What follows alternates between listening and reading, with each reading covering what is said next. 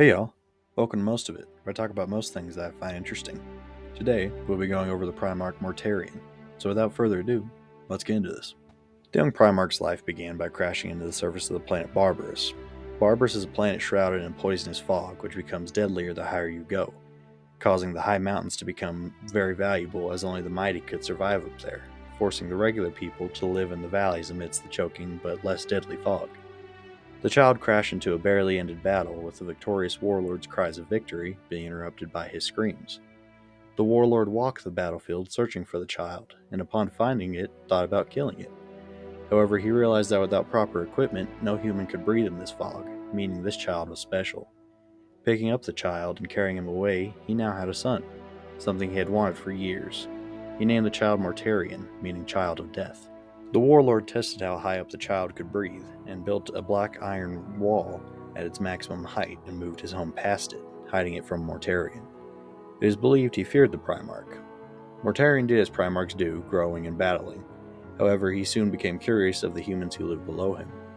Escaping one day and traveling to the lowlands, with his adoptive father bellowing at him that return would mean death.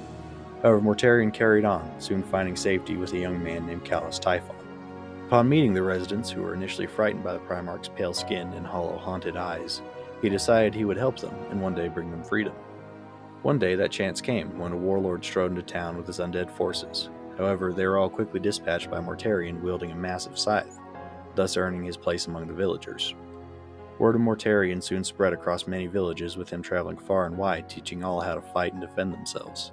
Soon he selected the most elite fighters from each village and fitted them with armor, weapons, and crude air filtration masks, and began assaulting the higher places, and much to their surprise, they all survived the deadly fog.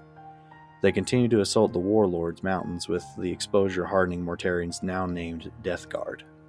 After many campaigns, all that was left was Mortarion's warlord father, amidst the highest point on the planet. He returned to his home village to make preparations, with the villagers telling him of a mysterious visitor that promised them salvation. Mortarion, who had spent decades preparing for this, did not like the prospect of sharing glory with another, and in a fury found the visitor, who was in every way his opposite. Where all in the village were gaunt and pale, he was tanned, with a strong, healthy physique. The stranger challenged Mortarion to take the mountain alone, but if he couldn't, the stranger would assist, with Mortarion having to pledge his obedience to him. Mortarion left and began ascending the mountain alone, climbing higher driven by anger and ignoring the increasingly toxic gas. When he found his once-called father, the confrontation was very short, with the air hoses Mortarion wore corroding away, leaving him gasping for air. As his father stepped toward him to fulfill the promise he had made years before, the stranger appeared and cut him down with one slash of his sword. When Mortarion recovered, he bent the knee and pledged his service to the stranger, who revealed himself to be the Emperor of Mankind and Mortarion's father. Mortarion was given command of the 14th Legion of Space Marines, called the Dusk Raiders, which he soon renamed to the Death Guard, with him bringing many warriors from his homeworld to join their ranks. Mortarion only ever got along with two of his brothers, Horus and Conrad Kurz, with him often being shunned by Perturabo and Lionel Johnson. Mortarion soon became critical of Magnus the Red's use of psychic powers, along with his brother Leman Russ, prompting the Council of Nicaea to occur. Mortarion hated all things related to the warp, and upon seeing the construction of the Golden Throne, felt betrayed. However, when Malcador the Sigillite explained its purposes was to remove humanity's need for the warp, Mortarion was put more at ease. When Horus became War Master, Mortarion predicted that if the Emperor stepped away from the Great Crusade, one day strife would arise between the Primarchs. When the Horus Heresy began, Horus found Mortarion harder to sway than his other brothers. However, soon Mortarion began to see the Emperor as a warp-tainted abomination, which Horus used to bring him to his side. Mortarion led his sons at the Istvan Dropsite massacre, and soon battled Jagatai Khan on Prospero in an attempt to bring the Loyalists to their side. After the battle, Mortarion remained on Prospero, and soon encountered a demon possessing a woman and was forced to use his innate psychic abilities to defeat it. After rejecting the warp in his past, he now promised to master it. Mortarion was soon assigned by Horus to find and destroy the White Scars. However, as he found and stepped aboard their ship, he found it abandoned, and with its engines set to overload, with Mortarion barely escaping as it exploded. After this, Mortarion received orders from Horus to proceed to Terra.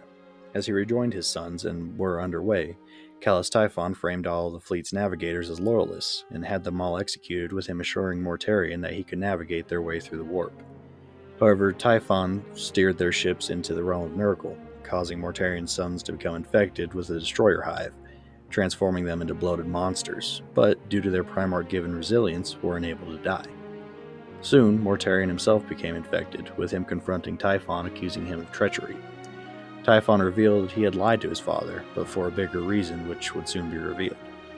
In a rage, Mortarion attacked Typhon and struck him down with his scythe. However, Typhon rose again, laughing at his father, revealing he was a disciple of Nurgle. Realizing he was beaten and becoming overcome with the Destroyer Hive, Mortarion heard the voice of Nurgle stating that if he did not submit, his sons would be doomed to this torture for all eternity. Mortarion pledged himself to Nurgle to save himself and his sons. What emerged from the warp bore little resemblance to what went in, with Mortarion's sons becoming bloated monstrosities, and Mortarion himself now bearing 2 massive moth-like wings on his back and a killing stench. As they began their assault on Terra, Mortarion met with Magnus and revealed to his brother that he hated his new demon form and was in constant pain. Soon, Mortarion met his son Nathaniel Garrow, who had remained loyalist.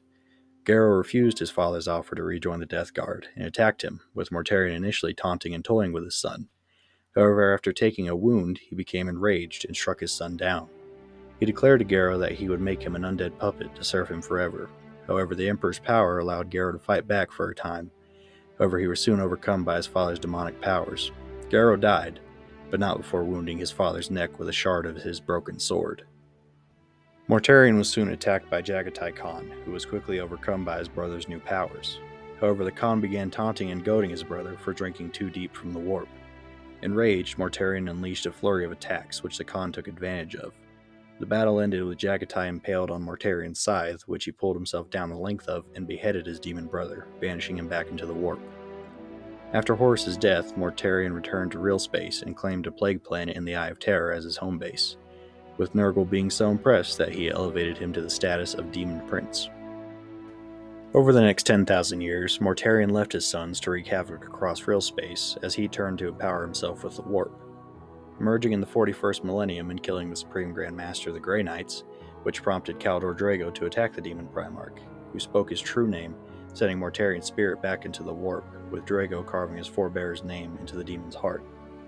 Mortarion soon sensed his brother Rabute Gilman's rebirth and led his sons in a campaign across Ultramar. Mortarion, with the help of a Gred and Clean one named Kugoth, lured Gilman to the planet Iax and infected him with the God Blight, a disease so powerful it could kill even a Primarch. As Gilman succumbed to the Blight, the power of the Emperor flowed through him, raising his sword and unleashing a psychic attack which burned the guard of Nurgle, wounding the god himself, with Mortarion fleeing from his father's power.